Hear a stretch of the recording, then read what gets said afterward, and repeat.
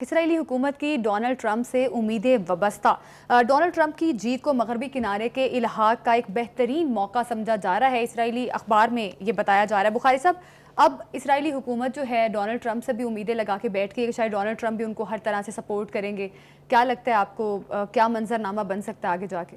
دیکھیے، پہلی بات تو یہ ہے کہ امریکہ کی طرف سے وارننگ دی گئی ہے اسرائیل کو کہ اس قسم کی کوئی حرکت نہ کیجیے گا ویسٹ بینک والی، کیونکہ اب گراؤنڈ ریالٹیز بدل گئی ہیں۔ دیکھیے، ٹرمپ جو ہے اس کو اپنی سابقہ حکومت کی پالیسیوں کو اثر نو مرتب کرنا ہے۔ اس نے ہی یہ کہا تھا نا کہ جو ڈپلومیٹک کیپٹل ہے وہ آپ شفٹ کر لیں تل ابیب سے یروشلم میں۔ کچھ میسیج چلی بھی گئی تھی وہاں۔ اسی نے کہا تھا نا کہ حماس کو آپ نیست و نابود کر دیں، لیکن پھر اگلا الیکشن کیوں نہیں جیتا وہ؟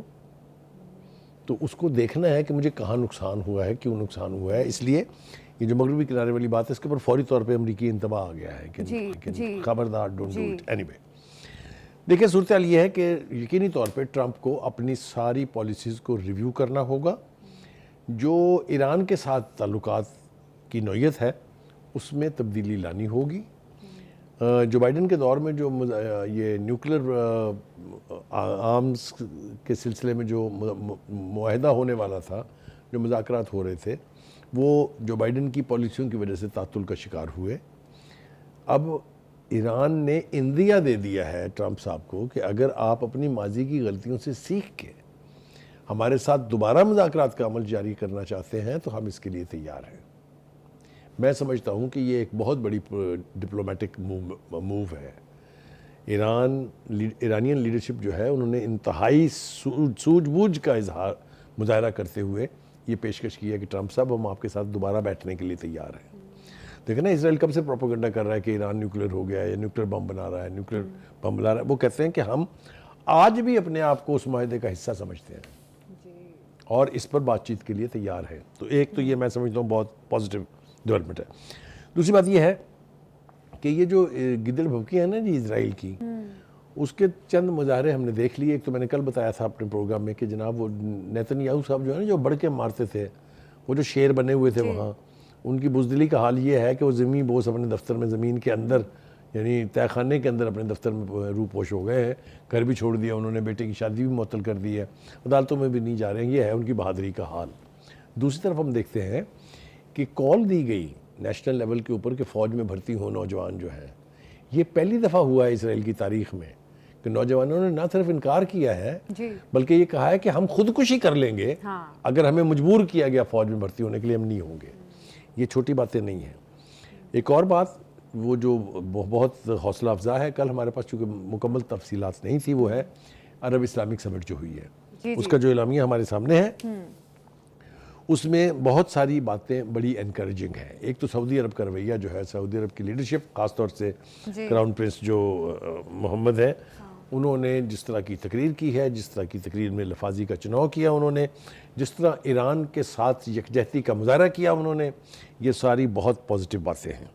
دوسری بات یہ ہے کہ مجھے اس بات کا بھی افسوس ہے کہ جو تقریر شہباز شریف صاحب نے پہلے اقوام متحدہ میں کی تھی، اگر آپ کو یاد ہو، اور اب جو عرب اسلامک سربراہی جو سمٹ ہوئی ہے، اس میں جو تقریر انہوں نے کی ہے، جو اس کے الفاظ کا چناؤ ہے، جو اس کے اندر وزڈم ہے، اس کی تعریف سوشل میڈیا کو پتہ نہیں کیا شرم آتی ہے شاید پاکستان کی تعریف کرتے ہوئے۔ جس طریقے سے ایک تقریر کو جن ہائٹس پر پہنچایا گیا تھا، ان سے 10,000 گنا زیادہ سالڈ سپیچز تھی یہ دونوں شہباز شریف کی۔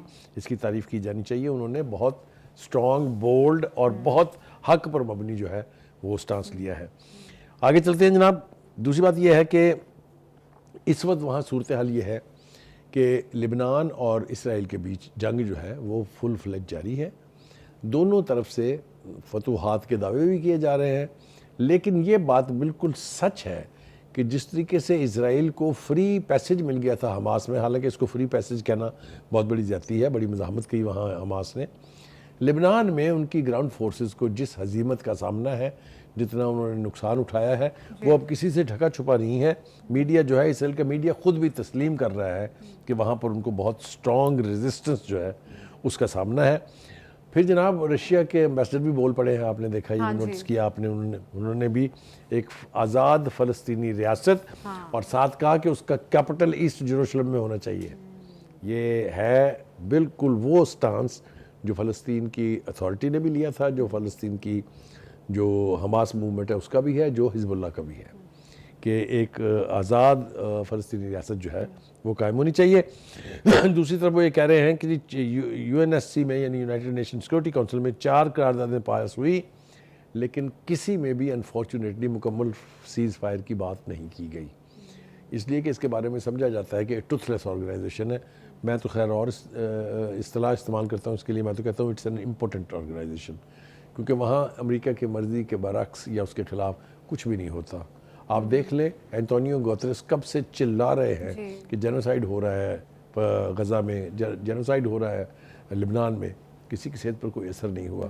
انٹرنیشنل کورٹ آف جسٹس نے 1 مہینے کا وقت دیا تھا کہ اسرائیل جو ہے یہ جینوسائیڈ ختم کرے، کچھ ہوا؟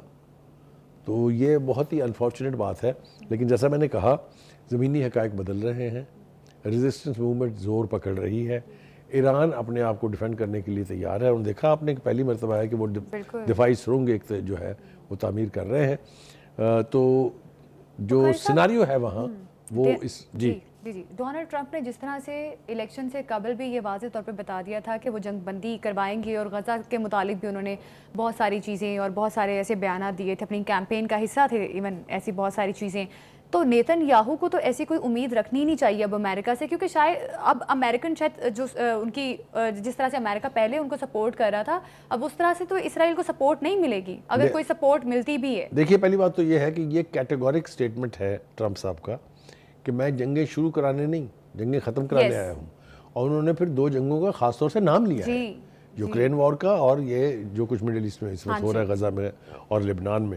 تو ایک ایسا شخص جو اپنی انتخابی مہم میں کہے کہ میں نے جنگیں شروع نہیں کرانی ہے، میں نے جنگیں ختم کرانی ہے، وہ اسرائیل کو آؤٹ رائٹ سپورٹ دینے، میں نہیں سمجھتا کہ وہ آؤٹ رائٹ سپورٹ دے پائے گا اگر چاہیں بھی تو. اس لیے کہ جیسا میں نے پہلے کہا international public opinion has changed, American public opinion has changed. تو نئی ریالٹیز کے تحت اس کو اپنی مڈل ایسٹ پالیسیز کو اثر نو تشکیل دینا ہوگا. بخاری صاحب ایک طرف یہ ڈونلڈ ٹرمپ کی جو سٹیٹمنٹس ہیں اور دوسری طرف کل کا جو اجلاس ہے جس میں محمد بن سلمان نے بھی بڑی سخت سٹیٹمنٹ دی ہے اسرائیل کے لیے، اب آپ کو کیا لگتا ہے کہ کیا اسرائیل پر کچھ تو پریشر کریٹ کیا جا سکتا ہے اور ہوگا پہلے کی نسبت؟ تو کوئی بات ہی نہیں کرتا تھا اس طرح سے، اب تو اجلاس ہو رہے ہیں، اب ایون امریکن صدر بھی اس چیز پر بات کر رہا ہے. تو میرا خیال ہے کہ اب ان کا کیس جو ہے وہ مضبوط ہو گیا پہلے سے زیادہ. یقینی طور پر آپ کی بات بالکل درست ہے، اس لیے کہ جو تقاریر ہوئی ہیں وہاں پر ان میں یہ کہا گیا ہے کہ صرف زبانی جمع خرچ کرنے سے کچھ نہیں ہوگا. ظاہر ہے 2-3 بڑے مطالبے ہوئے ہیں. ایک تو یہ کہ اقوام متحدہ سے کہا گیا ہے کہ وہ اسرائیل کی ممبرشپ ختم کرے، بہت بڑی بات ہے. جی بالکل. دوسرا ڈپلومیٹک ریلیشن جن ممالک کے ہیں ان سے بھی کہا گیا ہے کہ آپ اس کے اوپر دوبارہ غور کریں. تیسرا یہ کہا گیا ہے کہ اسرائیل کا ناطقہ بند کریں، یعنی اس کو چاروں طرف سے بلاک کریں. تو یہ ساری بڑی باتیں جو ہیں اگر ان میں سے عمل ہونا شروع ہو گیا ان کے اوپر تو then I will see where Netanyahu stands. بالکل. اب دیکھنا یہ ہے کہ اسرائیل کی اقوام متحدہ میں جو ممبرشپ ہے وہ ختم کی جائے. اس طرح سے بہت سارے اور بھی آپشنز دیے گئے ہیں. اب دیکھنا یہ ہے کہ اس اجلاس کی آگے کیا اس پر عمل درآمد کیا جاتا ہے. اجلاس میں جو پوائنٹس رکھے گئے ہیں یا جو آپشنز رکھے گئے ہیں یہ وقت آنے والا وقت بتائے گا کہ اسرائیل کو واقعی نکیل ڈالنے میں کیا یہ تمام تر ممالک کامیاب ہوتے ہیں یا نہیں. اسی کے ساتھ پروگرام سے ہمیں دیجیے اجازت. کل پھر ملاقات ہوگی. اللہ حافظ.